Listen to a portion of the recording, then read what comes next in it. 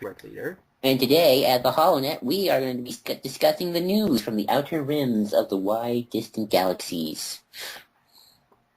So, That is my Uranic entrance, folks. I wanted to play it up.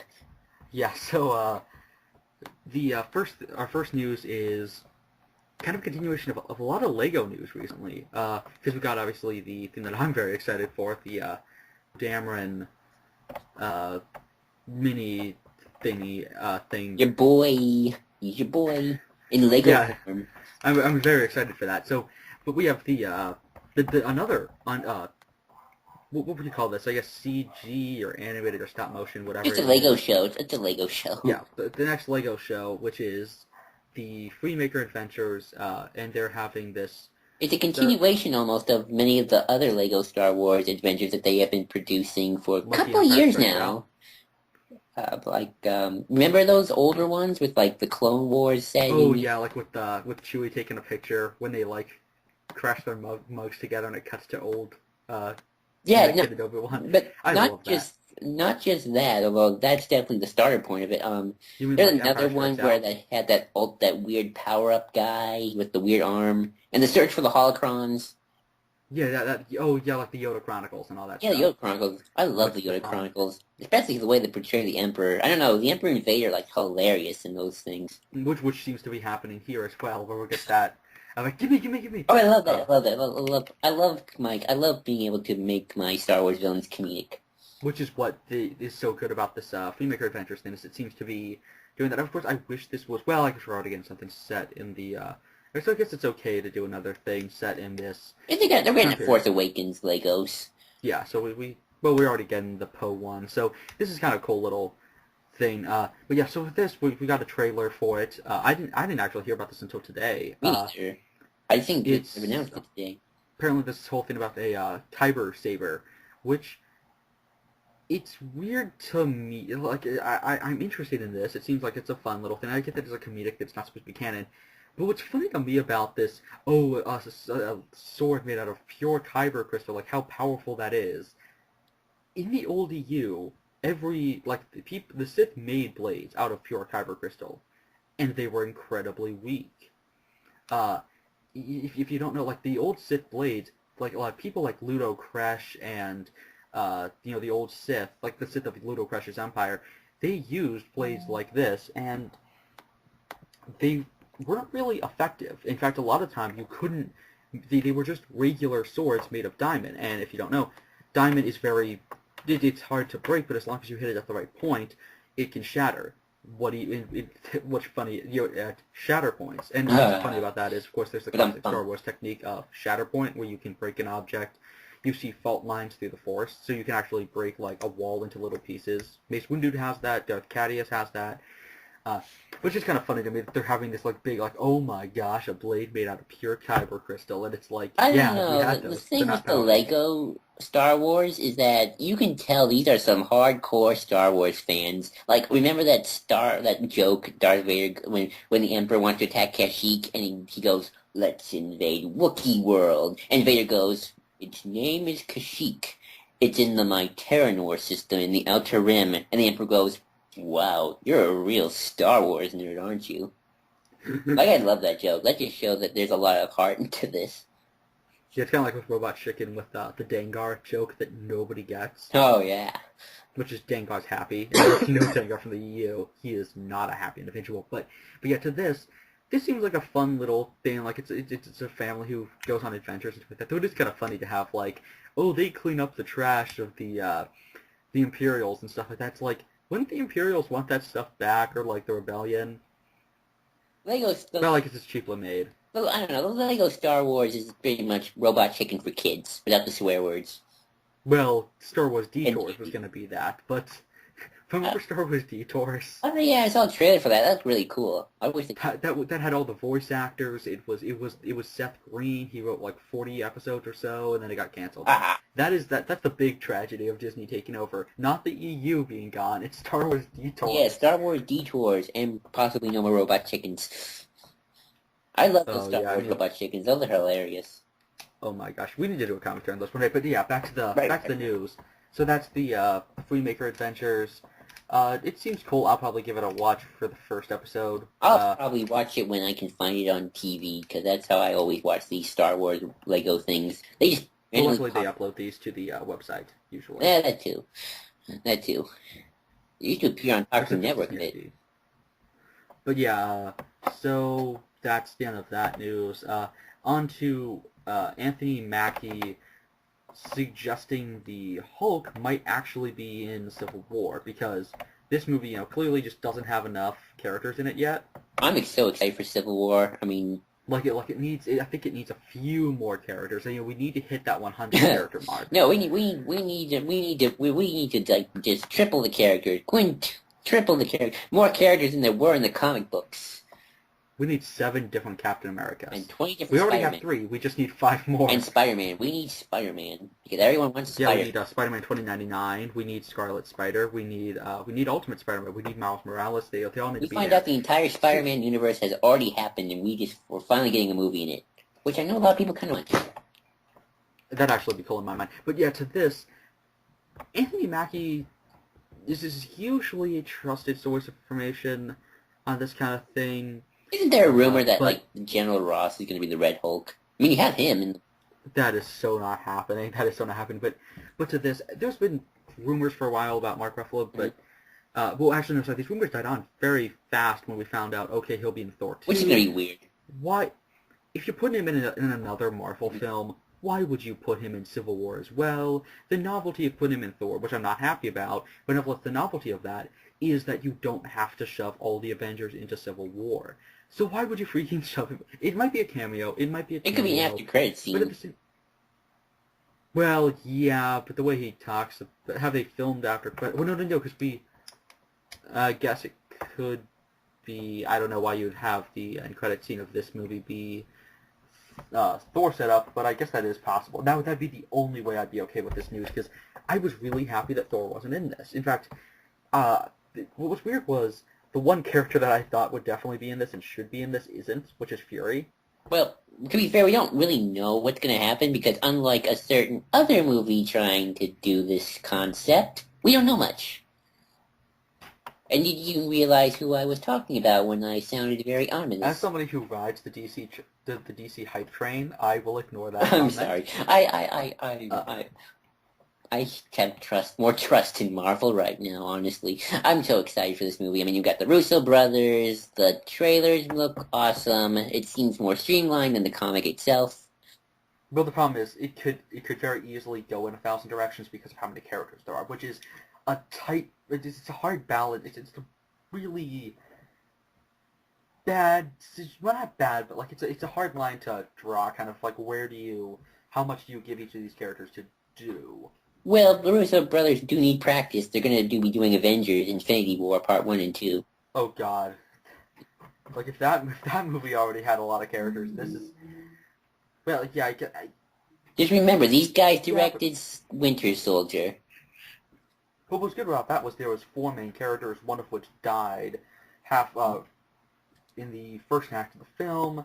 Then you really just focused on 12. There's actually only 2. Well, no, there is 3, but then the other one doesn't show up until... Wait, you want to hear something about more characters? I once had a dream that I was watching this film, and it was the weirdest thing. Red Skull appeared, and they were on a space station. Okay, Red Skull could genuinely appear in this movie, though, and that would be awesome. That's something I want. But yeah, back to this news. I'm not too happy about it. I don't like the idea of him. If it's just a cameo, I mean, he says Mark Ruffalo, but he doesn't necessarily say the Hulk. But no, because if he says Mark Ruffalo, does he mean Mark Ruffalo as Bruce Banner and as the Hulk, or does he mean just Bruce Banner, or does he mean just the Hulk? Because as we know, he does actually play the Hulk's face. Well, to be fair, so it could be possible that it's just Bruce Banner, or it could be possible that it's to be fair, we haven't even seen Baron Zemo in this film. We haven't seen him. We haven't seen. No, I think they confirmed Hydra's not going to be in this movie. I'm sure. But yeah, because Ward's in charge of Hydra. Yeah. Well, no, it's Gideon now. No, well, his dead body is. Or yeah, it's whoever. No, I forget his name. Boost powers, whatever. And I'm sure Nick Fury's going to show up. You just know he's going to show up. That's going to be too many characters. I mean, people have been saying that, like so many people have made fun of Civil War for having too many characters, and I'm like, this has half the characters, and at least in Civil War, there's the main villain, and then there is two main protagonists and a supporting female lead, and then of course. I don't know. Just from what the trailer seems, it seems like it's a much more streamlined version of this film. You see. And of course, then of course you have because you only have the brute villain. I guess you could make Hulk just a brute. I mean, who knows? We don't know anything really about this film, to be quite honest. Mm-hmm. The only thing is just it's getting kind of worrisome for me because this film already has so many characters. But yeah, I have confidence in this film. I don't think I think the Russo brothers are going to do just fine.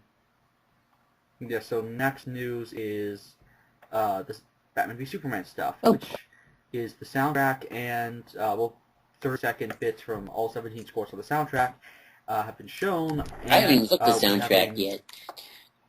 And a new image of the new Batcave details revealed. That's cool. I haven't read the companion novels, and I don't do that kind of stuff. To be quite honest with you. So yeah, this is just a long line of lots of Batman versus Superman stuff coming out. And yeah, I really like the look Batcave here because it looks kind of like the Bat Bunker, but a little bit more open. You can see some rocks in the shot for this, which is cool. Personally, I prefer my Batcaves to look more makeshift, like they were built over a long period of time. With this gets added. To be fair, though, you could argue that this Batcave was built over a long period of time. If Batman's coming out of retirement. Well, say that this Batcave, they act just the way they word it here is an elevator in Bruce's glass house takes him down to the place where he stores his secrets, the Batcave. Bruce and Alfred have turned one of the old caves beneath the manor grounds into a secret headquarters. The rough stone ceiling hangs overhead, and since the cave is part of the cave is under a lake, water rushes down the stone wall and pools on the ground below. Suspended in that's a typo in but in the middle of the cave is a series of rooms built from glass walls, giant beams, everything Batman needs to fight crime. On the lowest level of Batcave is the garage. A driveway leads to an exit for the ground vehicles like the Batmobile. A landing pad is set up beneath it for the Batcave ceiling for his aerial vehicles like the Batwing, and a special computer console allows Alfred to control it. All of this kind of... I think that it's possible this Batcave... This might not happen, but it's possible that we might find out that the other Batcave got wrecked. Like there was another Batcave, or at least there was like the one that's more cave with just platforms in it, and it's possible that got destroyed when Wayne Manor got destroyed, and so because he says one of the many caves, and it makes it seem like they moved down there as in maybe this was like a cave that maybe this is kind of like how this looks a little bit like how the cave was treated in the post No Man's Land in the New Gotham era, where it was being renovated because the cave got just absolutely. Did you have a pop-up ad? I think you do. Oh yeah, I have a pop-up ad. I'll sign out of that. Yeah, the thing I was talking about was it's possible that this cave could have been wrecked, and like the other one, they kind of built almost a building within the cave, which this looks almost like a building. Yeah. Like it looks less like a cave. It's almost like the Bat Bunker mixed with the standard Batcave. And as somebody who loves the Bat Bunker, I kind of like that idea. But yeah, so this is just kind of cool little additional stuff. And then the other thing that I forgot to mention was Alfred is no longer Bruce's butler officially. He is now Bruce's chief of security, who lives on the grounds of the wrecked wing. Batman. Now he's just a security officer. Well, that's kind of odd, but okay. It probably pays better. Well, I guess it's okay. I mean, he's still Alfred. He seems like Alfred. Well, he was his butler. It's just that now he's become a security officer, so that Bruce can have an excuse as to why, like, he has all kinds of high-tech security everywhere. That's true. And besides, Alfred can kick some butt. Mm-hmm. So now it's more of an excuse as to why his butler is a freaking, like, gun-savvy, like, martial artist guy. Yes, the fact that he was probably part of the secret services of Britain also includes for that too. Oh, well, we know he already Yeah. is. But yeah, so... So actually, the other... I just wanted to go to the piece of news about Batman and Superman that I wanted to talk about. No, not the soundtrack. Oh, we're still doing the soundtrack? Because I had about the one about Warner Brothers. What was the one you were watching? Oh, just the reports coming around that Warner Brothers is getting kind of queasy and nervous about Batman vs. Superman. Apparently, it needs to make $1 billion in order just to break even. No, not break even, but be profitable. Yeah, I think all of that's really just rumors and stuff like that. And all this stuff like, oh, they're like after Wonder Woman, the next films won't be made. I don't think any of that stuff's happening, honestly. But yeah, so on to the soundtrack. Have you listened to the soundtrack? I'm not listening to soundtracks until the movie. I'm kind of that way. Okay, well, on Amazon, they put 30-second samples for all 13 tracks, and a 90-second sample for The Red Capes Are Coming. And it's really, I didn't like the, I liked the Their World, or what was it, Their War Comes to Us, or something like that, whatever the first score that we got a little bit of was. But then I didn't like the Batman theme for this. But the little bits we got of stuff like Red Capes Are Coming is genuinely good, and I legitimately like the score. I like the whole judgment on a score, because, like, even where the Star Wars Force Awakens score, at first I didn't really notice it, which I think is a good thing, because, I'm into the story. Yay. But most of the scores we didn't get in the trailers. That was all old stuff. But after a while, after a couple of re-listening, I really now like the Kylo Ren theme a lot. So, I'm going to hold judgment on each scores until the movie comes out and I see it a couple times. Yeah, so it's just nice that they're giving us little snippets, especially if you want to buy this pre-order. I was inclined to pre-order it before. I don't know if I'm necessarily gonna, because I don't necessarily like the score that much. So, but I might end it with it. Yeah, so that's just a little bit of news. If anyone wants to look that up, go to Batman News, because they have it. They actually put all of them into one video. 1 month, folks, 1 month, and then we see what happens. Oh god, it's like 35 days. I'm just waiting for the tweets. I'm waiting, I want, our friend Steve Baxi, I'm waiting for his tweet. I want to see what he tweets after he sees that film. I think I'm more anticipated for that than what the movie's actually going to be about. I think I've told him this on Twitter, but I just want his tweet to be, if he likes it more than Man of Steel, I want him to say, better than Man of Steel, and then that's it. Very ominous. Well, I think everything. I think this one's already officially better than Man of Steel, if only because of Ben Affleck's performance. Oh, yeah. And Chris Terrio.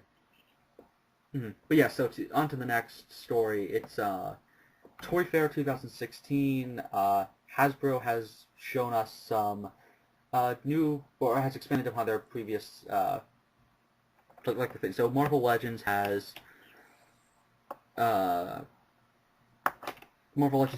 Panther. You mean the emojis? Captain America. Well, no, talk about the actual full-on figures. Oh, you mean pop? You talk pop figures, not emojis. I have a pop figure actually from my Hasbro thing. Yeah, we have this is for Civil War. We have the Black Panther figure, the I think it's the Civil War Captain America, Civil War Iron Man with the Blade Edge armor, which I need to get. Civil War Scarlet Witch, standard Marvel, classic Marvel 616 Nick Fury, Duke, which is actually cool that character's getting, probably because Jessica Jones used that character. We're getting Red Guardian. I remember Red Guardian. And Secret Wars Nuke, and Secret Wars Cap. Sorry, Secret Wars and Cap. And no Black Widow. Amazing. Hashtag weird. Where's the Black Widow figure? There's no Black Widow figure. Oh yeah, so we're getting Secret Wars Cap, which that looks really cool. And yeah, so we don't know what the Build-A-Figure will be, but yeah, so we're gonna build a figure.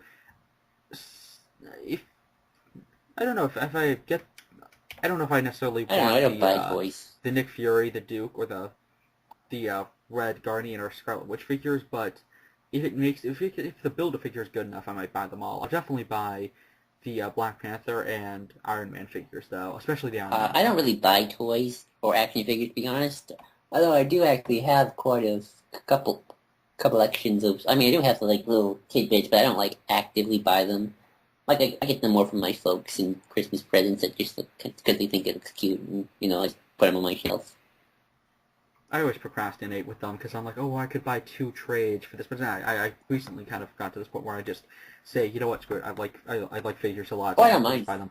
But yeah, so then the next. I was just saying I don't really like. I have figures of stuff, like I don't actively go to buy them. I don't know. I just like maybe I'll buy them every now and then if like. Nothing. No, I never bought a figure. I just don't buy figures. I prefer watching movies and reading. I don't know. I'm just not into that thing. So Civil War has more figures specifically for Civil War for the 3 3/4 inch line, which looks really good in contrast to the Star Wars The Force Awakens figures, which had 5 points of articulation. These things actually can bend their elbows, which is so good. Though they did actually have that for Force Books, but I won't get into that because I could talk for hours about my problems with the toy lines right now for Star Wars in terms of Black Oh Series. boy, that'd be interesting because I don't even have toys for Star Wars. Actually, no, I do have a few Darth Vader figures lying around in a giant Lego Darth Vader. But apart from that, Yeah, the thing is, there's 2 different toy lines of 3 3/4 inch. That's how bad it's gone to this point. Where it's like, yeah, this is cheap. But back to this. stay on target. We got Cap on his motorcycle and Falcon with Red Wing. And we got the kid-centric Foot Tall Titans toy, Falcon, and that style. So, and a new version of War Machine, Iron Man, and Captain America. So that's cool. Then we got we apparently first look of the Doctor Strange figure for the movie, and so that's cool. I can't find an image of that, but I think they don't have an image. Then they're getting a Cable figure, a Deadpool figure, a character who I don't recognize, Kitty Pryde with her dragon, and Phoenix and Rogue. The character I didn't understand was Havoc, and also apparently there's an Iceman figure that I didn't see. Oh, with Lockheed, and then 90s Rogue specifically in Phoenix. So that's cool for X-Men fans. That's a bunch of X-Men figures, which they're actually giving X-Men some stuff. Oh wow, they're finally doing a figure that they're doing 6-inch figures of a character who I have never been able to find a figure for, and I really need, which is, if people don't know, there has only been one Hobgoblin figure ever. Wow. Which was for the 90s Oh, show. wow. I only know... Which was, funnily enough, the only reason that Hobgoblin showed up before Green Goblin was because they actually had made the figures in advance. So then they were like, well, I guess we have to use him And the Hobgoblin, if I remember, one version of the an animated show was voiced by no other than Mark Hamill. That's the 90s show, yep. And I love Hobgoblin so much, especially because my favorite Spider-Man writer is Stern. Who do you think they'll ever use him in one of the new Spider-Man canon? I mean, not canon, movies? If this is a Peter Parker who's already fought Green Goblin, then yes, I want to see Hobby, because Hobby is just my favorite Spider-Man villain, and he's I can't wait to see how they utilize Spider-Man stuff in future Marvel stuff, now that they can use them. But yeah, so we're getting a Hobgoblin figure, we're getting a Silk figure, because we have to shove that character down up once those. I don't hate Silk, though, don't get me wrong, she's just not good when written by Dan Slott. And then we're getting Ultimate Peter Parker, Ultimate Spider-Man, and Ultimate Miles Morales, which is cool. Everyone wants Miles. Everyone loves Miles Morales. This is awesome. I wonder if they'll ever do a Miles Morales movie. Then we have let's see, Captain America and Iron Man. 12-inch super articulated versions of the Captain America, Iron Man, and Spider-Man with replaceable heads, which is awesome. I guess, are you on the page right now? Look at Spider-Man's feet. They have the mask pulled halfway up. Ooh, that's cool. Which is awesome. But so that looks really cool, especially because the Iron Man is just kind of standard armor. If it was like Super Centurion, I would have to buy it. But so then we also have 2 packs. I think these are. Hold on, let me. We got even smaller 3 3/4 inch House of Ideas, I guess. I don't know what that is. I think that might be like a crossover arc or something. But yeah, so this line will have the 3 3/4 inch. It will have current Carol Danvers and well, I'll just read it like this. Guardians of the Galaxy, Gamora, Armored Spider-Man, Living Laser, who's awesome. Vision, New Warrior turned Avenger, or New Warrior turned Avenger, Rage, Hydro Man, Quasar, Morbius, and a green costumed Rogue will make up the third line. Oh no, it's yeah, third. I think that's wave 2 or something of that. And oh, these are comic 2-packs. That's pretty cool. And they will be Captain Marvel and Captain Marvel with Cosmic Marvels, which is cool to see Captain Marvel. Okay, here, because he's still dead, if I'm correct. And then 2 versions of Hyperion in Supreme Power and Spider-Man and Scarlet Spider in So many Dark characters Spirit, I have still yet to meet in the movies. Yeah.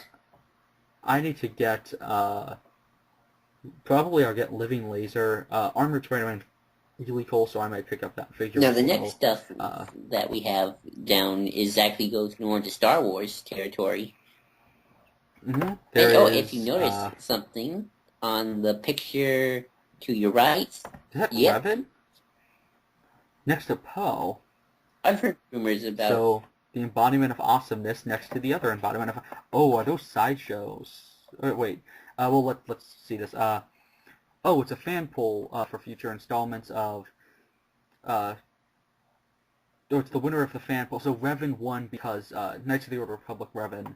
we're getting a new figure of him, which is awesome because the old one is really hard to get. Because remember they put out a Bastilla Shan and Revan figures for the Legacy, or not Legacy, Vintage Collection. Revan and Rebels. Well, we'll talk about that in another discussion or something. But yeah, so Revan won a fan poll, so we're getting a Revan figure, which is awesome. The Black Series has actually done a few classic characters. Like they did a Plagueis figure, which was cool. It's expensive now. It was really awesome. And also we're getting... Oh wait, they said Oh wait, no. So we're getting Season 1 Sabine in a figure, a New Hope Leia, and a Snowtrooper from Empire. And there's an image of Poe, Rey, Kanan, and Zuvio. Oh, Ahsoka. Oh, and Han. There's Kylo. So yeah, the Black Series, which is the next wave of that series, which kind of shows exactly why the whole there aren't enough Rey figures thing is stupid if you actually follow how toy lines work. But I won't get into that because I have a big rant on that. But yes, yeah, so look, there's a Rey figure with the Poe figure because they're those 2 characters from the first wave, as was Kylo Ren, and only Zuvio, Standard Stormtrooper, and Finn actually got sent out more, which is why there's not as many Rey figures and there's not as many Poe figures and there's not as many Kylo. It's because supply and demand and all that stuff. But yeah, so. Well, at least now for all you Poe and Revan fans, you can now make up your own adventures where they somehow team up to have to fight the bad guy, or they fight each other. That's more fun. That would be amazing, because that's another add to my Poe collection. But yeah, so then there's 3 3/4 inch figures for Rebels, which there's Sabine from Season 1, like I said. Oh, wait, is that Season 2? Will Kanan in Stormtrooper disguise, because everyone has to be in Stormtrooper disguise. Season 2 Sabine. Oh yeah, because her hair color. And Darth Maul. With them. Yeah, well, Maul, which we got some rumors of already, which it's really cool to see him with a hood and really everything. Interesting looking lightsaber. Like a staff. Yeah, and it's because Toy Fair hasn't started yet. But this team also Comic-Con International attendees will have the chance to get their hands on the company's first Rogue One action figure. Much like last year, they were able to purchase the First Order Stormtrooper ahead of the pack, which is really cool. So we're going to get Rogue One. We're going to get a single Rogue One figure released, probably of a new character, to kind of show the next wave. But yeah, so that's really awesome. So the next news is... Oh, wait, weren't there pop figures you wanted to talk about? No, that's fine. Okay, so the next news is I think everyone's kind of exploded about this in the past day Except or me. so. The Jamie Alexander news. Do you have that? No. Which ones? I'll send you it. Did you hear Jamie Alexander? What she said? I don't even know who that is. Sorry. Sif. Oh yeah, her. Did you hear about the news? No, I don't really follow Thor news, but this should be. Do explain. Well, it's not Thor news. Essentially, Jamie Alexander says that she prefers Marvel's character first approach to DC's quote glitz and glam. Ooh, shots fired. And here's the thing about that. I feel like we just The DC Marvel Wars. I was talking about this earlier today, and somebody told me that we should probably not judge as much until we get like an actual video, because we don't know what her tone was or what she was actually talking about. So it's very possible that, you know, she didn't mean it in a specific way. She said it, but yeah, she kind of said some weird things, to say the least. I don't necessarily. I'm glad that, you know, people are voicing their opinions. So the problem with actors having opinions, it's just, well, what she said just doesn't make any sense. Like, especially because I think she's talking about Maybe you can talk about the movies. She's clearly kind of bitter about, well, she, I think, said comics, though, at one point in the interview. But yeah, so the thing is, she seems pretty, not bitter, but almost like, the whole Wonder Woman thing, where, like, she didn't get cast for that. I think she's a little rude about that, in my personal opinion. Or not rude, but I think there's more going on there than people I didn't know think, she was supposed to be Wonder Woman. Whatever, so she's been asked, whether or not she's disappointed that she didn't get Wait, the when role. she was going to be Not Wonder at all. Woman? I'm excited When was that supposed to happen? Oh, she was rumored For this for a current while. Wonder Woman? Yeah, and she says, I was one of the first choices, I was one of the few people that were an obvious choice for Wonder Woman, but it was never going to happen. I'm contracted with Marvel, and it'd be strange. Sif, in her way, is Marvel's Wonder Woman, which so many people disagree with, and I agree with those people. I don't see that. Marvel's Wonder Woman is Hercules. Like, it's pretty much just Hercules and Storm. They are Marvel's Wonder Woman. But yeah, so she says they're both ethereal and have armor and a sword and special abilities. Yeah, because having a sword is just totally makes them the same character. Yes, Captain America and Superman wear red, white, and blue. They're the same character. It's like, yeah, what's up with that? Especially because, I mean, Wonder Woman's all about compassion, stuff like that. Sif's more of a warrior, it's more cold-blooded warrior, stuff like that. But not to get into that. And so the DC Marvel Wars continue. Yep. The thing I really enjoy about Marvel is that they start with a character first, and the explosions and costumes and glitz and glam are secondary to who the character actually is deep down. That's something I haven't been able to find with DC Comics.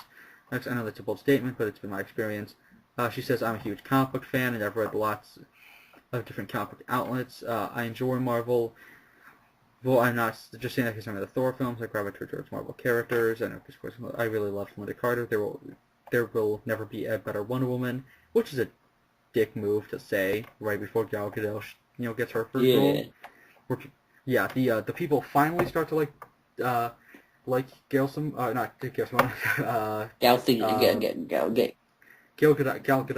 I like her. She's like, oh, Linda Carter's gonna be better. It's like, really, you're gonna go there. You're gonna go there. Because she had a cooler theme song. Wonder Woman, Wonder Woman. No, yeah. I love that theme song. We'll wait till the movie comes out. Maybe she'll have. That'd be awesome. I'd love that score just to pop up. I don't know how it would. I don't know how it would work, but I would love. Ringtone. Like, I'm waiting for. I want the original Superman score to come back. Yeah, they'll probably do that at some point. But yeah, so she says that something about Sigourney Weaver. I genuinely love the character of Sif. She's talking about how deep of a character Sif is, and how she's so much. I didn't even see the Thor film, but I don't think she was that deep of a character. Oh yeah, the thing not is, even Agent I mean, Sif is just not a deep character at all. I mean, I like Sif in the comics, and I like her performance as Sif, but the thing is, to say that like DC is all glitz and glam makes no sense. In fact, some people made a really good point in the comments on comic in the forums of comic resources, and how the DC Marvel characters might be more relatable, but that doesn't mean that the DC characters are all glitz and glam. If anything, the DC characters are more human and more character-driven, they're just not relatable, which is, it doesn't make them bad. It doesn't make them not human or Oh, not don't open up character-driven, that though. can of worms, my friend. I have seen the debates about relatability as a character trait. That's important. So okay, the thing for me is, with DC, I think, like, for instance, that every, like, the Hal Jordan stuff that Jeff Johns wrote, Hal Jordan in Jeff Johns' run is not a relatable character. However, that is one of the most character-driven runs ever. And Steve kind of made me absolutely love that run when he completely put to words everything that's good, why that run works so well. Because he said, I'm not supposed to relate. He said, I finally realized what my problem was before. I'm not supposed to relate with Hal Jordan. I'm supposed to look at him the way a kid looks at a firefighter or a policeman. And that is completely hit the nail on the head with what DC is about. It is character driven. It's not about glitz and glam. If anything, Marvel's more glitz and glam. Marvel's more showy and everything. DC is all about, the DC characters are these godlike beings, and Superman is a god who thinks of himself as just a normal man, and Batman is the embodiment of human will and everything. Like that's not glitz and glam. That's icons. That's inspirations. They're the modern Greek gods. I just think the whole thing about it is I think the sad thing is though that one franchise has a successful movies franchise and the other doesn't yet. Hopefully it will. Come on. And actually, somebody put out what was it, like a brief thing that Henry Cavill said. Not in response to this, but just something that Henry Cavill said at one point. I think needs that completely makes him just the awesomest person ever, and makes him. He is Superman. Like you give him a good writer, and then let that come through. Yeah, and here's I'm trying to find it. This won't get copyrighted because it's just him talking. We can quote people. I think it's legal. Well, I'm trying to find the actual video. Let's see. But yeah, the thing is, this DC Marvel war thing. Well, it's been going on for years and years and years and years. It's just the internet, and now we have movies. Now. No, because Jason Momoa is the only DC one who's actually said anything even remotely aggressive. Well, wait, what? Yeah, Jason Momoa is the only DC person who's actually said anything even remotely aggressive. Oh yeah. But yeah, here's the. Let's see if you can hear. Can you hear this? Can you barely? No, sorry. You can just tell me what he said. Well, I'll listen to it first. He said it's not about. Hold on. They're different entities. Yeah, DC's about. Which is great. I like Marvel. I like movies as well. They're not really the same thing at all. There's no real. Well, that's what Captain Logan has been saying for years. He said they're so different. He said when Marvel does well, I'm happy. He says, when they do, we do well. Yeah, I mean, which is like just the most mature thing you could possibly DC say Marvel about Wars. It's like Star Wars versus Star Trek. There's no comparison. Like it's different things. You can't really. No. Do that. One universe. People have said Henry Cavill in real life is Superman, and it's totally true. Like he is so Marquette. Like that is the most Superman. No, we just need to. I think that if we want to get a good Superman film, we just got to film a day in the life of Henry Cavill, and then somehow CGI just some fight scenes, and then that's your movie. Yeah, but this whole fight has just been out of control. Like, what annoys me is I can't watch Sebastian Stan do anything without. Like I can't like Bucky because Sebastian Stan pisses Oh, really? me off. I don't really know what he does. I can know. Sebastian Stan once said that when Civil War and Batman v Superman were going to be at the same time, and he said, "Well, I'm not scared because think of we're going to be we could blow it out of the water because look at the box office sales for Green Lantern," and I'm like, Green Lantern stinks. And look at the box office sales for Ghost Rider. Or hell, look at the box office sales for Dark Knight and Dark Knight Rises. Like, oh yeah, those films bombed. They did horribly. Yeah, that's just bullshit. But yeah, so what do you want to talk about next?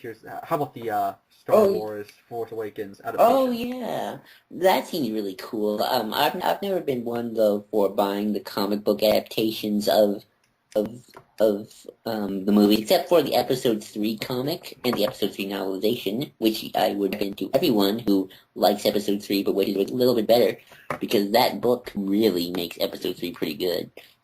But yeah, this seems really cool.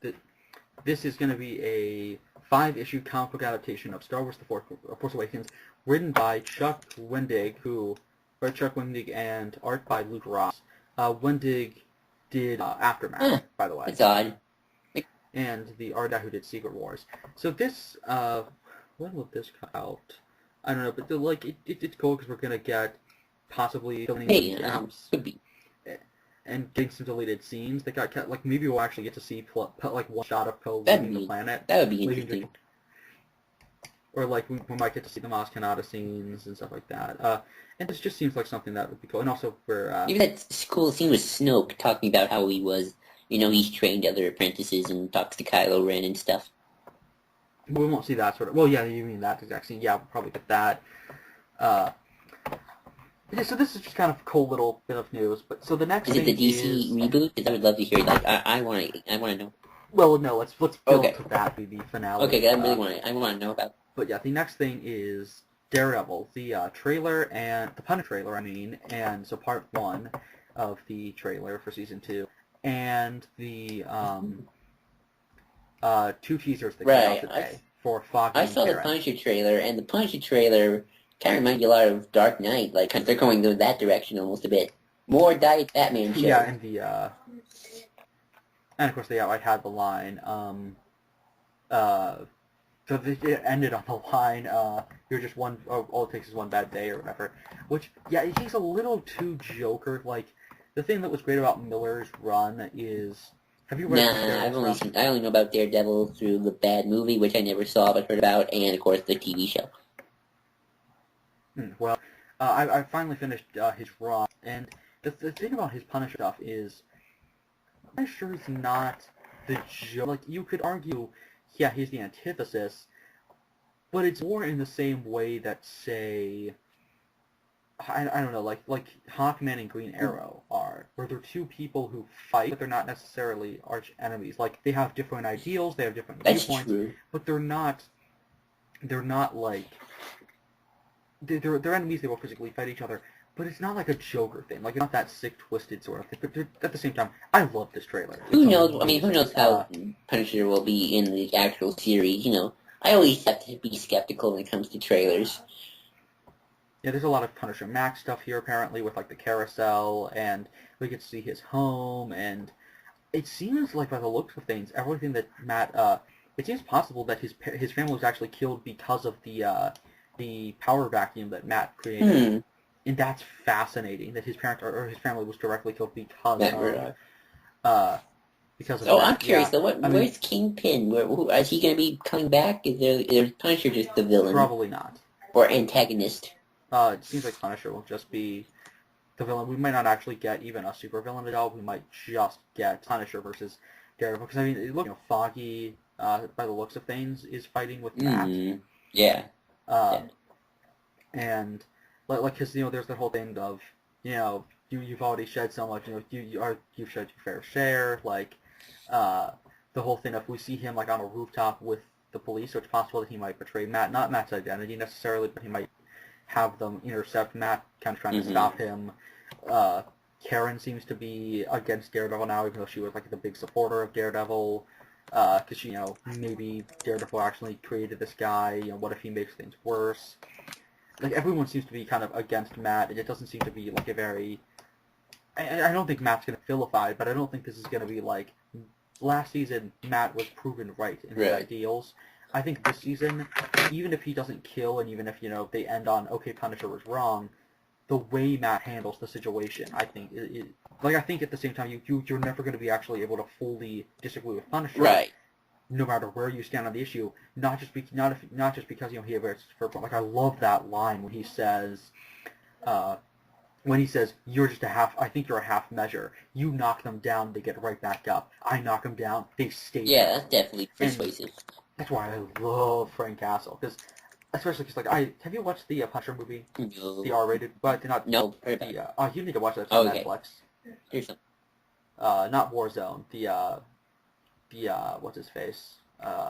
James. Uh, that one's really good, and I'm somebody who really doesn't read much Punisher, but I really like character, especially when he's not done super extreme. Like my favorite's the Thomas Jane version because in that movie because he's not the psychotic evil Punisher. He's almost like a Clint Eastwood sort of character where he gives the law a chance, and the law, like he used to be a part of the FBI, and like he walks up, or everyone thinks he's been dead for a few months, walks up to the steps of the police headquarters, and they're like, oh, like he to his partner, and his partner's like, wait, you're alive? And of course, his partner's the one who betrayed him and everything, so he ends up making the partner commit suicide and stuff. It's a really dark movie, but he walks up to his partner and says, I've been waiting 4 months. You had your chance to take this guy down. They're like, we know that you're disappointed. And he's like, I'm disappointed when, the Sox won a game, or when the Sox beat, or he's like, I'm disappointed when the Yankees won a baseball game. I'm disappointed when, I get caught in traffic. This, disappointed, doesn't come remotely, close. This is a really good line, but, he goes to them and he says, I gave the law a chance. I let it have a day. It failed. I'm going to do my my It's a job. very persuasive argument. He wants the law to succeed. What's great is he breaks the law because he believes in it. He's the exception that proves the rule. Watch Steve's analysis of it. It's fascinating because I think they're kind of doing the more psychotic version of the character, but they're almost doing it in such a way where Matt is this Jane Punisher, but minus the killing. But say every kiss instead him putting the person in a coma, so he's still brutalizing them. But I don't know, I'm really interested because this version of Punisher seems to be the classic, insane kind of version of Punisher. But Matt in this seems to be not perfect either necessarily, because Foggy is right, and Foggy kind of right about how Matt didn't necessarily handle this well. He created a power vacuum. And it's possible that Matt handled the situation wrong, and now more people are dying. And that's just such an interesting thing about consequences. But it's interesting because it's consequences for not killing a villain, but not just not killing a villain, but also mishandling how you did so. Yeah, It's not just escalation. It's escalation. It's not just escalation. Like Bruce takes down organized crime and begins, and so escalation happens. But here, it's escalation. Not just it's escalation specifically because take out the head, but then you leave and then it's just anarchy. You don't have anything to replace with it. Exactly. It's not just that he existed, therefore anarchy. The fact that Daredevil existed did not create the escalation. It's the way he handled it, and that is really fascinating. That's a very Matt Murdock thing. Though there is one interesting thing to me, which is since we see Claire in the trailer, will Luke Cage be in this show? That'd be cool. I want more cross universes, crossovers between characters. Mm-hmm. But yeah, and just this trailer looks amazing, and we have some iconic Daredevil stuff, and of course then the end of it, which was such a whoa the kind of moment, which was Elektra. Right. We're gonna get on the 25th. We're gonna get a full trailer for Elektra, or being there, not the Elektra movie, but. Which, yeah, you're going to have to be careful when looking that up. Which, yeah, that's going to be, cool, Thursday. So when we record next week, we can talk about that. Awesome. I can't wait for Daredevil. I'm a little nervous, though, because Season 1 was so awesome, and then the second season might be a little underwhelming, because, second season blues. Yeah, what's cool is they're not trying to go bigger. It's just a continuation. I mean, if anything, there seems to be less action scenes in this. It will be interesting to see what they do, and I'm curious how much they're going to play it as this is still a separate universe within the Marvel universe. Are they going to finally start integrating more or less? I don't know. Yeah, I think less. Very potentially less, but yeah. So they're doing. I really like these. What do you call them? Little teasers, which of course we got a Luke Cage one. We got a Jessica Jones one I made recently where she, well, we got a Luke Cage one. No, sorry, it was Luke. She has notes on Luke or something. But yeah, so on to the next thing, which is DC Rebirth. Oh boy, I have no idea what this is because I don't follow comics that well, so you're gonna have to explain to me and our lovely audience what is the heck this is all about. So start from the beginning and just explain away.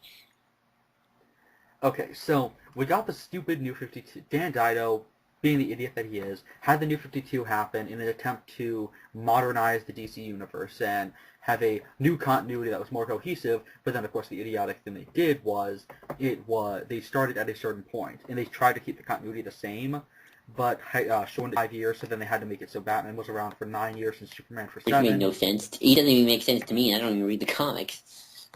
Yeah, it gets really confusing.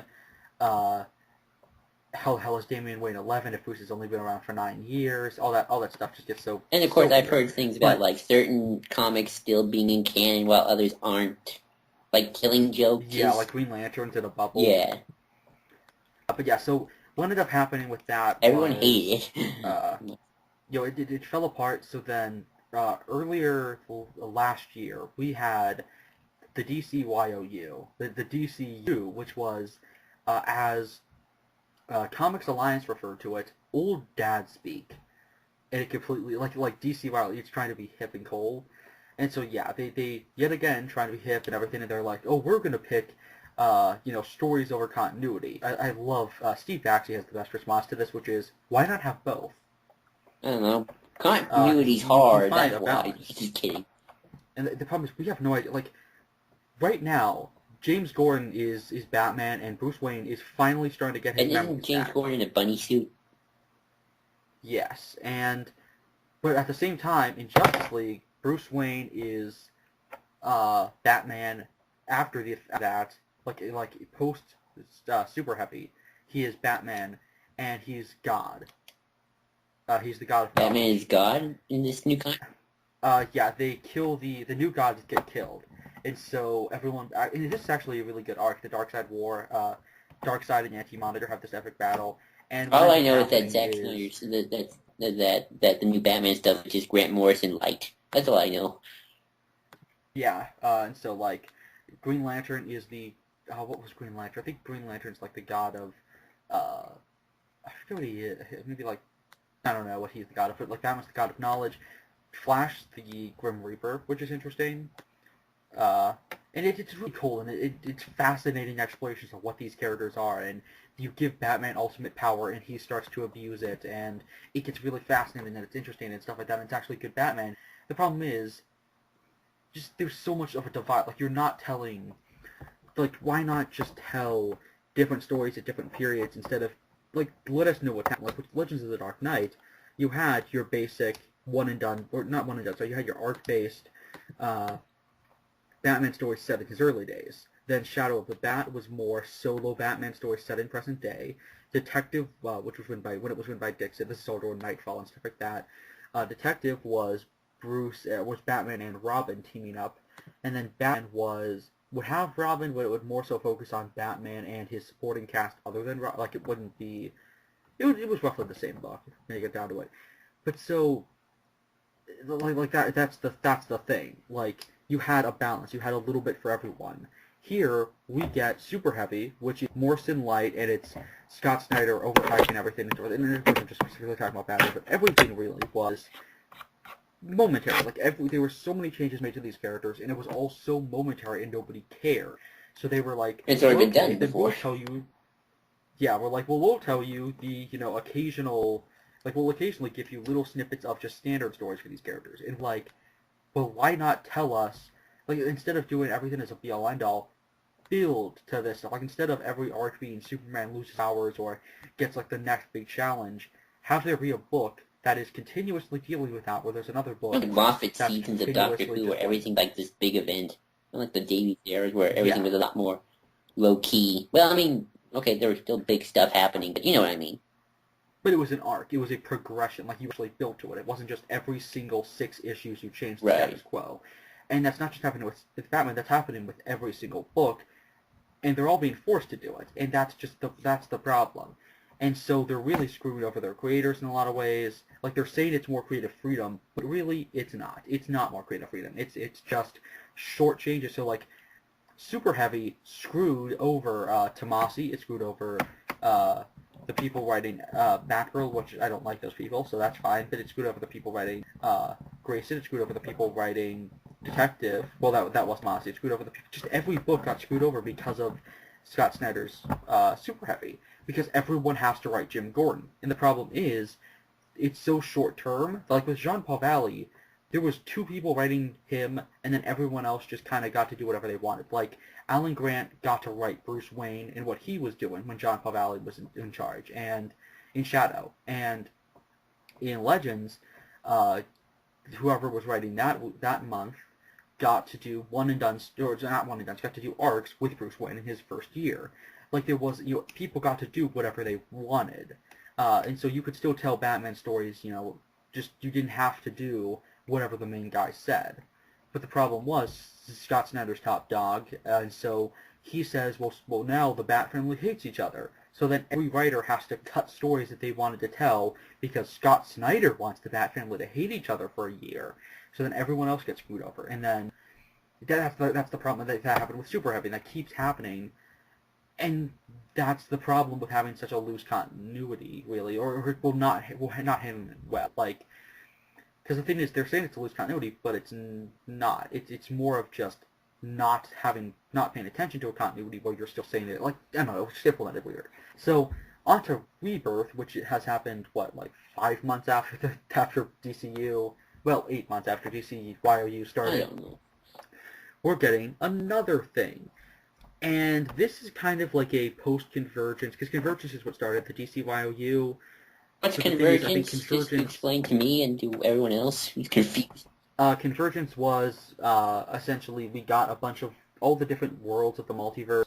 All the different multiverses, got together and had a giant battle, and certain worlds got destroyed, certain characters got killed, certain characters got their ending.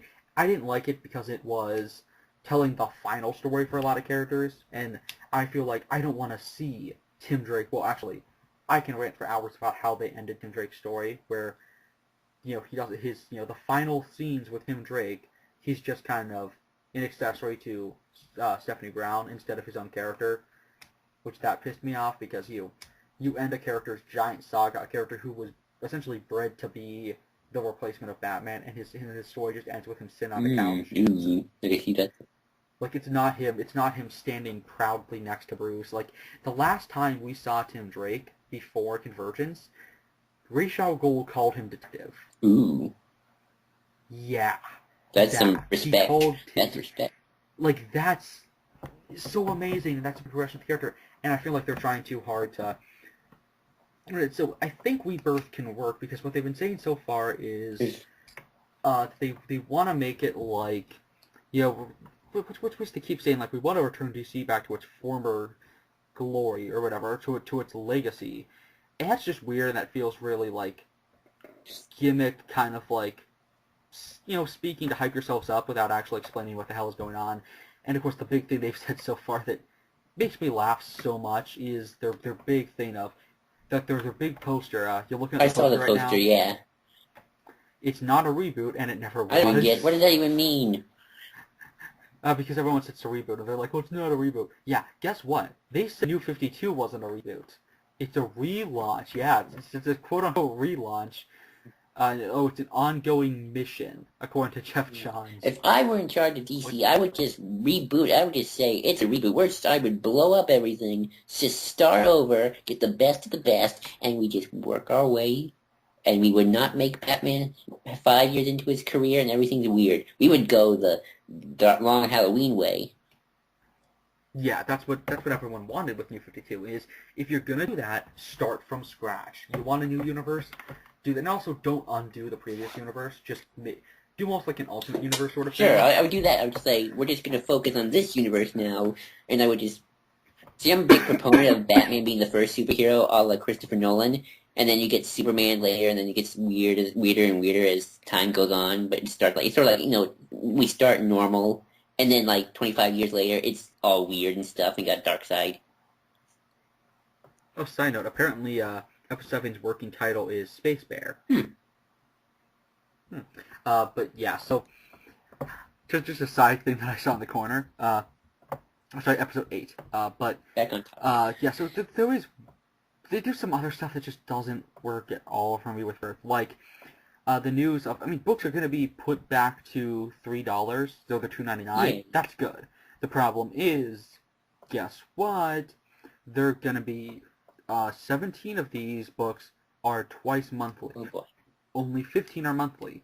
Meaning that, instead of paying once a month, instead of paying $4 a month for Batman, you're instead going to be paying $6 a month for Batman. Ooh, yikes.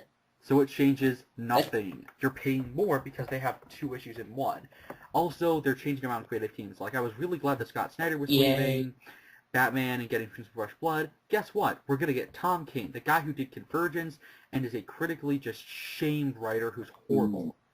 Now he has an extended contract with DC. Just because Convergence sold decently, even though the main book didn't sell that well, it was more of the side things that sold well.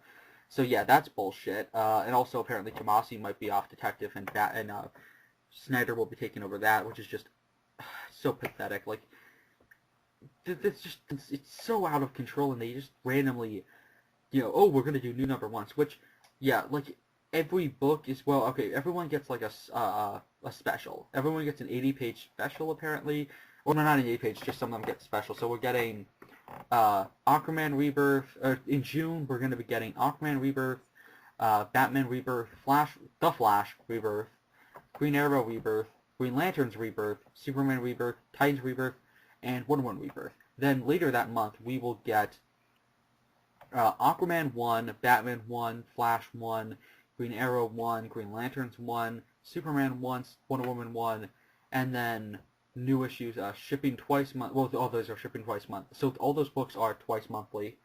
That's not all of them that are twice monthly though. They're not. That's not even all of them. But on top of that, there is one good thing that's coming from this, which is something that I think is a good thing that doesn't need to be a good thing. It should have been there since the beginning of New 52, which is don't restart the numbering.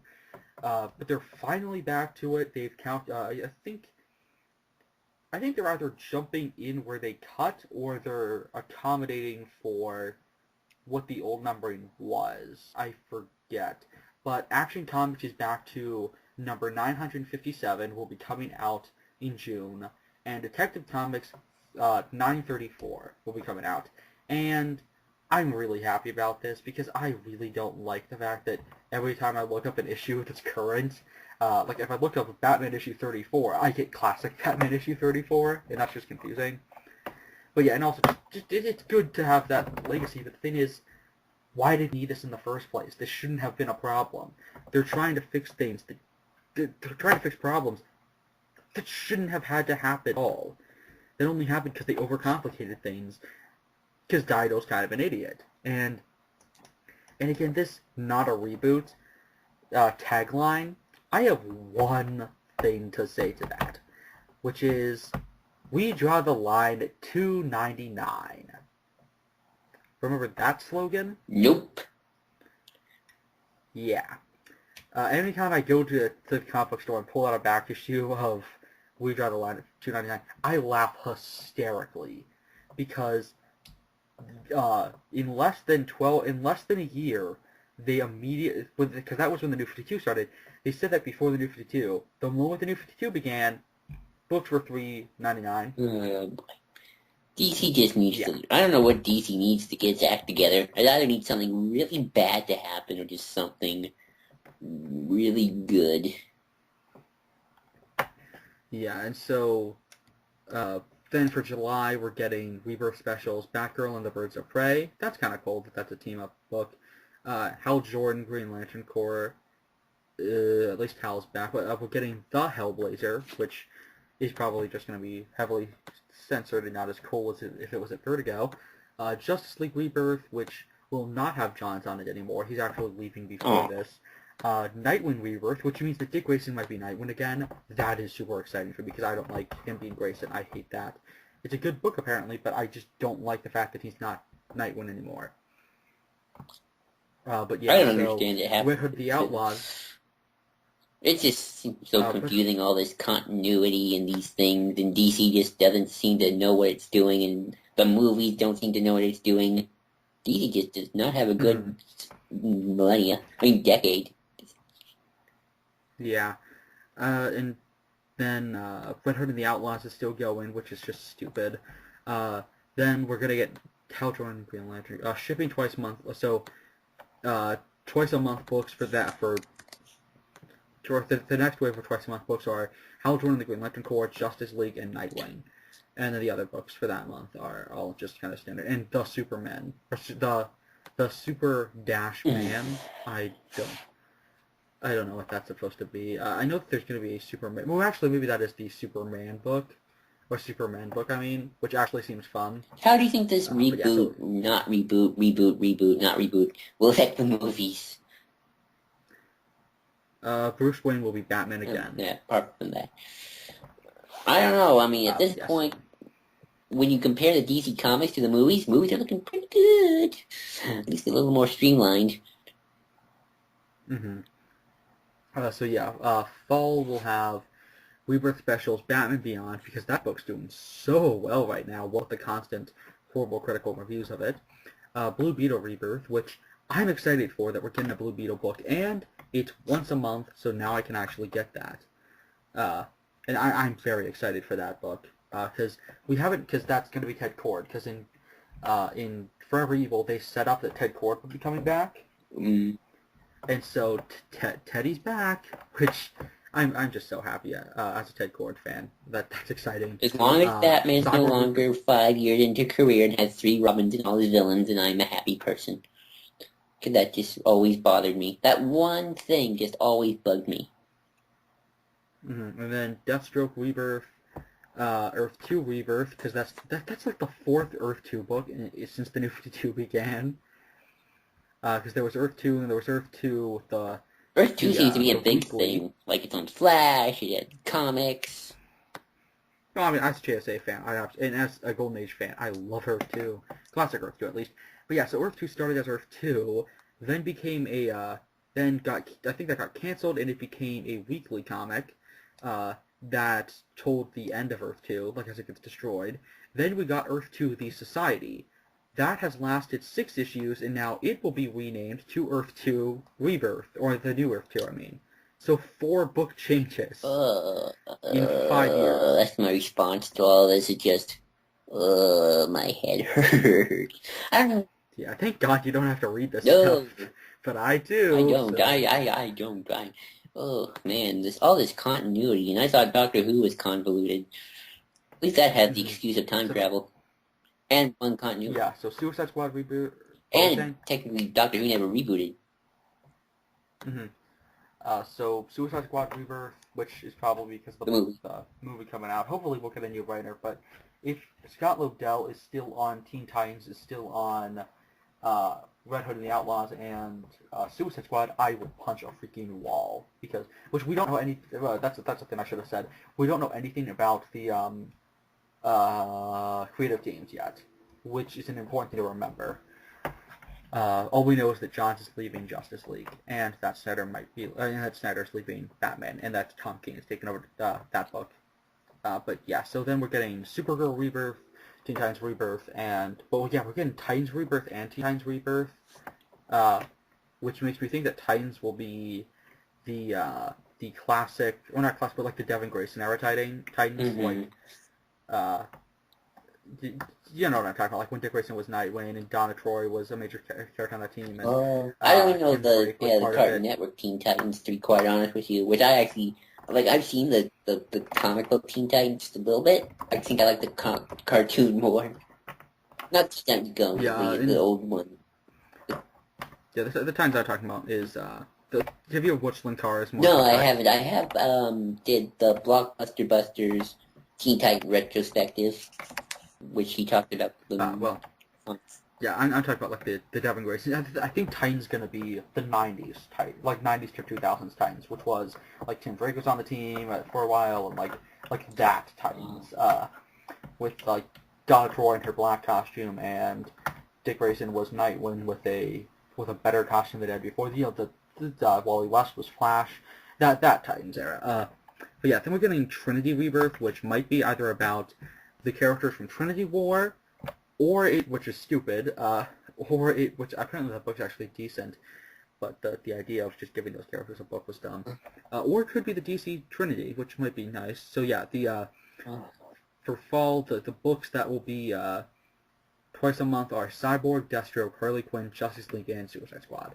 Again, it's just like that, just like what I'm saying, like, it's just all so convoluted and just, it all just sounds so terrible, and when people talk about DC, they're just always crying, and there's pain and agony, it's like, ooh, and it's like, I wish I could be just in charge in DC, like, I would just start over, I would just have Batman in his first year, it would be the mobsters again, they'd build up to Joker, I'd do a Nolan thing, and then I'd just, take off from there. Well, before you'd have to, some characters wouldn't be able to be around yet, like, you couldn't do the Titans yet. I would make them wait, like I say, I would make them wait, because if it was a good enough story and a good enough continuity, it would be worth the wait. I think I would just run with the... I would reboot. I would continue with the New 52, but just make it a little bit more consistent, and then give classic fans back, like, have there be a continuing Batman book, an ongoing Superman book, an ongoing Justice League book, an ongoing Titans book, maybe an ongoing one or two other books set in the Earth 2, or not Earth 2, the pre-52. Yeah, that's just the easiest way to do it. Bring back the pre-52 continuity. Everyone loves that. Well, yeah, mesh it. Like, and don't try and connect it into one big continuity. Just have there be books that are set in that continuity. Because the problem is, every time when they went back to them in Convergence, they tried to make it the be-all, end-all. Like, they tried to end each character's story, and they failed. I would almost, I would almost do it? I would almost do it like, probably better. Maybe, sort of like what the new Star Wars continuity is doing a little bit, but of course, be a lot more, better about it, making sure everything adds up. Like I would say, year one happened, and that's Batman's start. And Killing Joke obviously had to happen because, Killing Joke is so big. And then I would just, fill those kind of gaps, but, make sure it's all cohesive and no 5-year Batman. You know what I'm saying? Yeah, definitely. In No Man's Land. That might be what they're doing with Snyder right now in the movies. Yeah, I mean, which I think is a good thing. Mm-hmm. Yeah, I'm actually really happy about that, because it seems like everything's very not necessarily thought out. Like, I think they have this idea of certain storylines just happen. Like, Firefly's already an established villain. I bet Nightfall already happened. I mean, Cap's been saying that it might be that they're gonna do stuff like Nightfall for the first time. I don't know if that they can't do Death in the Family for the first time, because that already happened. Although, yeah. I really hope that Robin rumor is just a rumor. I hope it's not true. Well, Robin's obviously dead. No. I mean, him being the Joker. I don't like that. Oh, that's... he could... I could definitely see a Red Hood movie coming. Mm-hmm. But yeah, so, John's saying that this is, an ongoing mission. They always do this, where they're it's an ongoing mission, oh, this is gonna be, don't worry, everything's gonna end up fine, then it doesn't. What do you think, needs to happen? What needs to get through DC's head? Does Disney need to buy DC to get this to work? I don't know. Something. I don't think they legally can, because that would mean monopoly. But you know what I mean. What needs to happen? Who needs to get fired? Who needs to go bankrupt? What needs to happen is Dan Dido they need to get rid of Dan Dido, and then they need to just handle the they can keep with the New 52. What they need to do, however, is characterize, for the most part, like they did, and have everything kind of be laid out, the universe be written the way, not necessarily in terms of what the universe was like, but just the way continuity was handled book to book, the way it was pre-52 during the 2000s, because JSA and Starman, stuff like that onwards, in fact, I even wrote kind of my plan out. Oh yeah, I don't remember our friend the gentleman also did a DC continuity thing. They kind of had my idea as well, as, starting with the mob bosses and then working your way up to the freaks. Yeah, because my plan is kind of, what you need to do is you need to have the big books be primarily focused on just like what they used to be, where don't focus too much on nostalgia and stuff like that. Don't try and please the fans completely on every single front you possibly can, because that's just going to cause problems, and you're not going to please everyone. So I would they definitely have to keep keep that year in one and mind, Killing and Joke in continuity. And Long Halloween, mhm. too. Yeah, but what they need to do is they need to have just, you can continue the New 52 continuity, but what I think they need to do is,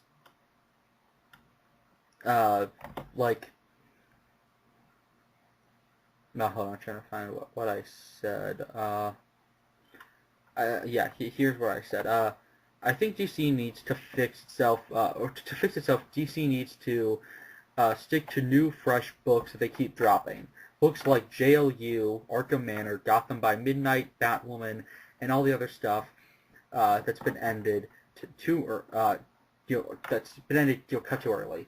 Look at how DC became big a while ago. They had books like Starman, Sandman, Sandman Mystery Theater, Doom Patrol, Animal Man, Robin, Nightwing, Birds of Prey, JSA, and all kinds of books that were a major risk, but they took those chances and stuck with them.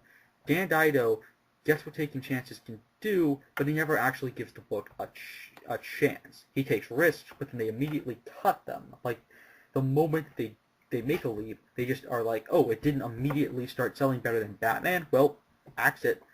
He throws things at a wall and sees what sticks, instead of actually helping it stick. I really, really want DC to be good again, but rebooting again is just not the way to do it. Nor was the overly fan-servicey just to shut up fans' nature of convergence. They need to find a balance.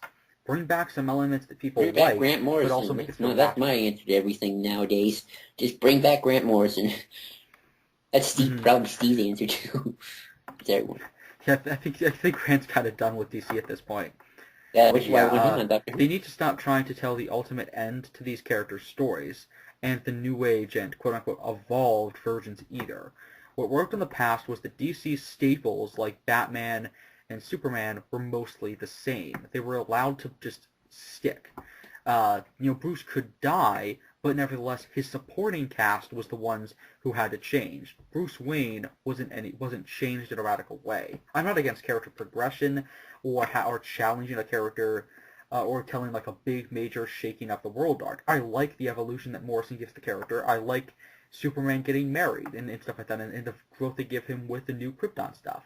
But the problem is you need to you need to keep the characters themselves the same. Like when you change, you need to make it when Superman gets changed majorly, like during the new Krypton stuff, during Johns' run in the Mm-hmm. 2000s.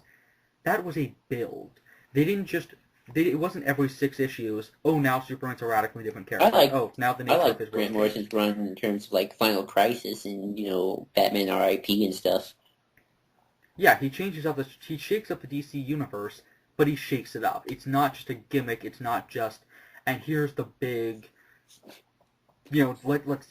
And here's the that's why big I DC like gets the shaken up old this 52 year. continuity, at least from what I've studied of it and how the continuity is supposed to work in terms of Batman Year One to say Final Crisis, because there's definitely a big difference between if let's say you read Batman Year One up to Final Crisis, let's say we read that, it's all Batman stuff. You see like almost a progression going on. There is a progression. In the 70s, Bruce started Victims Inc. and he moved to the Wayne Foundation's building, and in the 80s he got a new Robin and he started to evolve, and he failed that Robin. Jason died.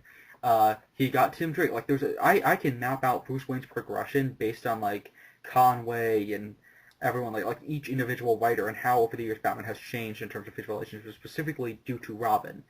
But the thing is, those changes were gradual. Batman and Superman need to be the same characters whose worlds change, but they don't.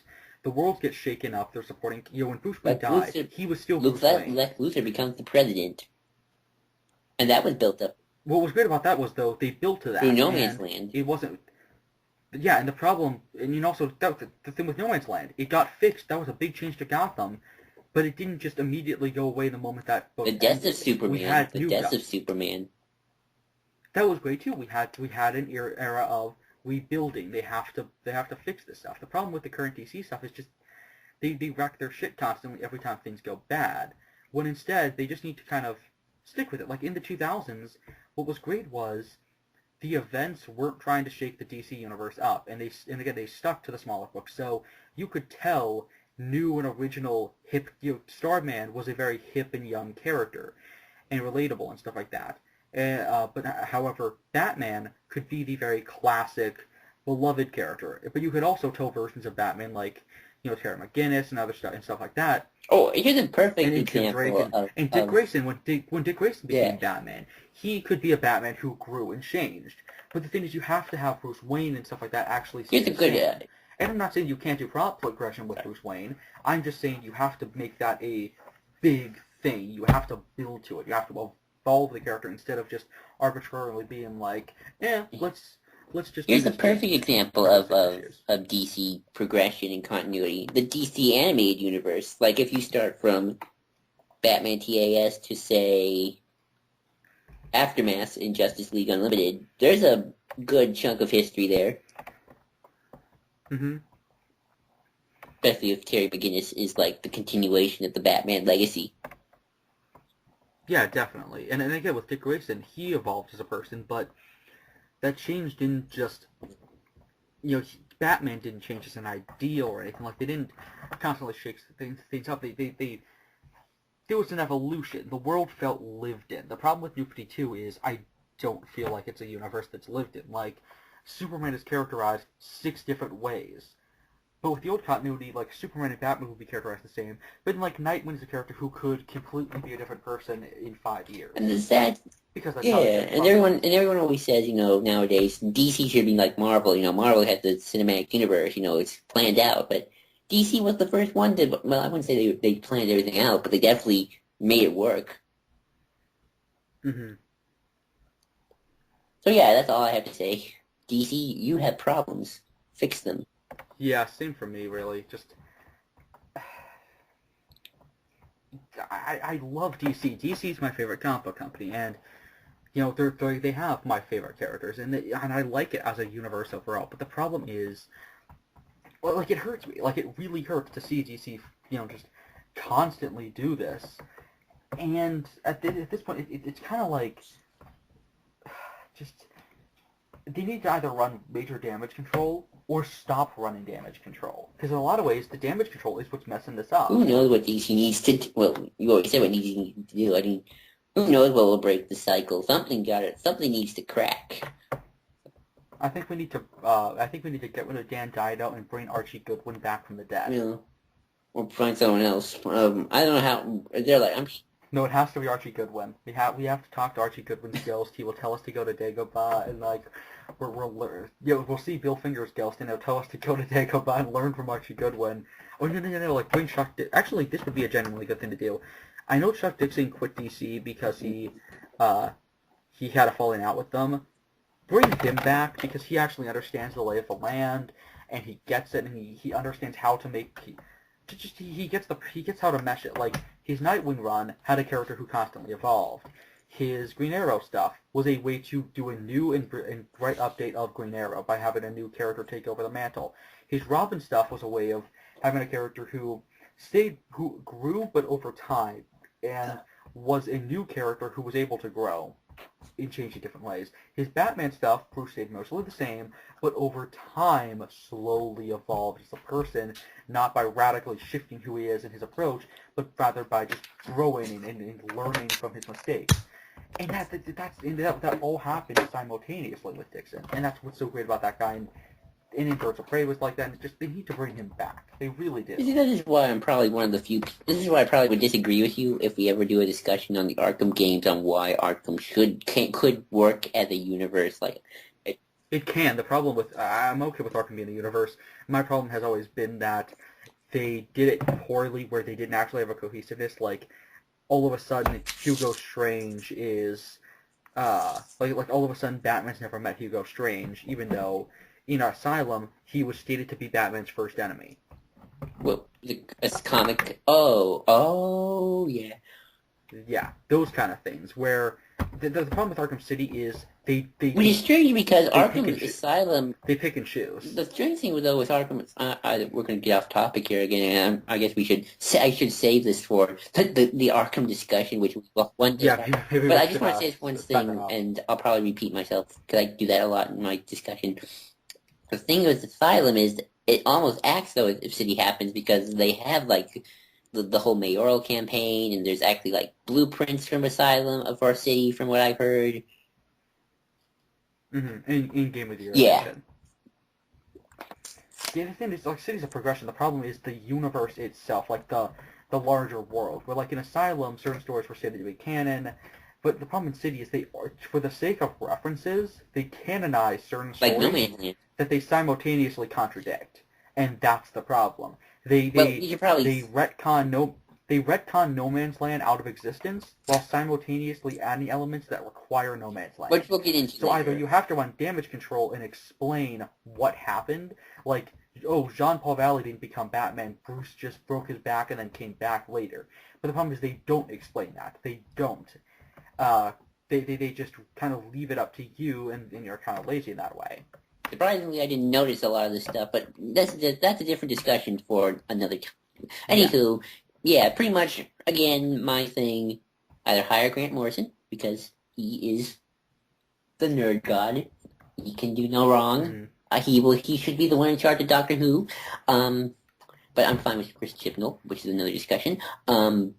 Or, just plan it out like I would do. Like, I would either, if not just do the whole, this book's canon, this fits here, okay, this fits here, and you can fill in this space with new stuff, and, do it cohesively enough, then, or, just, be cohesive. I think that's all we're, be cohesive, give us good stories, build a world. And take risks, but for smaller stuff, one step at a time. Which is a friend of mine, always, when we talked a little bit about DC Universe, Cinematic Universe movies, he wants DC movies to focus more on unknown DC characters, like Blue Beetle and the Atom. Isn't he a DC character? Yeah, focus on those things. Do what Marvel's doing. Like, use your B character, your B team. Turn your B team into an A team, or at least, give your B team some love. Yeah, and the thing is, they tried to, but then they canceled those books. Captain Atom got a book, and Firestorm got a book, and Frankenstein got a book. Seven Soldiers of Victory. Well, sorry, Frankenstein was Seven Soldiers of Victory. No. Were they the same? I forget. Like, Katana had a book. Like, all these characters did definitely. Birds of Prey, like, they all had their books. The problem was they canceled them all incredibly fast. A lot of books didn't even make it through the first year of New 52. Yeah, it's sad. I hope that I really hope the movies streamline all this continuity, so at least I can say there's a DC universe out there that's at least streamlined. I hope so. Mm-hmm. I mean, it seems that way, but I don't trust it just yet. I don't trust it, man. I don't trust it. Yeah. So yeah, that's been the news for this week. I mean, there's been probably some slight stuff we forget. Oh, right. I have one more piece of news. To send it down a downer. Harper Lee passed away, folks. She wrote To Kill a Mockingbird, and if you were in high school, I expect that you most likely had to read it, and hope you all saw the movie with Gregory Peck as Atticus Finch. I like that book. I like that movie. It's an American classic. It's sad. I did hear also that the Jocasta Nunes actress passed away as well. I don't know who that is. The librarian at the Jedi Temple. Oh yeah, for all Star Wars fans out there. And I think she's a classic British actor. And another passing. So yeah, that's the news, folks. That's all. Actually, that might have been a long time ago. I forget, because I saw a video by Evan Nova that said that, and that was either from like 5 years ago or this week. I don't know. I think it was this week. But yeah, those people passed away. So that is... It was probably 5 years ago. Oh yeah, folks, that's it for the news. That's your Imperial Holonet giving me the news of the Outer Rim worlds. Yeah, so next time we'll probably actually start collecting stories from earlier in the week. Yes, hopefully we'll try and figure this out as we go along. And hopefully no major thing. Oh wait, we forgot to say one more thing, which is Deadpool broke the well, there's two more stories. There's two stories I forgot to mention. Deadpool broke the like opening weekend thing for an R-rated comic movie or something like that. That means more. That movie's been doing That's well. great. That means more R-rated superhero films. Always good to win something so unique can, make it. Yeah, and then the other news is Captain Logan finally says the F word. Oh yeah, that happened. So and Steve got to swear on Geek Pollution. That was a magical evening, and we were both there live, and it was fantastic. It was so weird. The captain. I don't think Carrasco actually swore at any point, and Manos wasn't there. Poor Manos. Yeah, and Duke is his canon continuity is unconfirmed at this moment. Yeah, he was there, but we still don't know because he was lagging. It could have been like old footage of Duke. Yeah. So anyway, folks, that's our podcast for this week or this day, I guess. We're not sure when we're. Yeah. So the week of the 14th to the 9th. And hopefully, and if I say this, maybe it will happen, folks. Look forward to an Arkham discussion with hopefully getting us a very special guest. Who really likes Golden Age Batman, and we won't go on beyond that. Indeed. So look forward to that, hopefully. So,